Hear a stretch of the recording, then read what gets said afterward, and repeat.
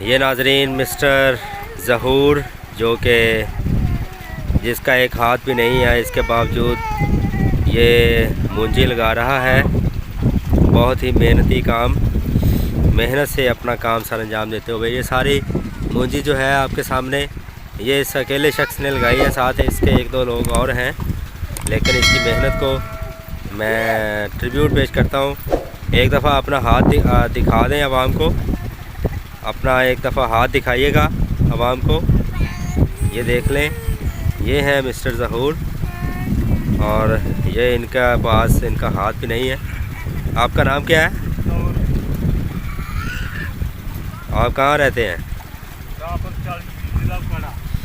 ठीक। ये दोस्तों देख लें इनको, ये काफ़ी मेहनत करने वाला इंसान और बड़ी मेहनत से अपना काम कर रहा है। तो इनकी मेहनत को आप दाद दें। ये साथ ट्यूबवेल चल रहा है, बहुत ही मेहनत के साथ ये मूंजी लगाई जा रही है। कहते हैं कि बेकार अफकार कुछ किया कर, और कुछ नहीं तो अपने कपड़े ही उधेड़ कर सिया कर। 73 गड्डियां ते ज़हूर अब्बास ने तूड़ा पट्टियां। माशाल्लाह जी, बड़ी मेहनत दरकार है इस काम वास्ते।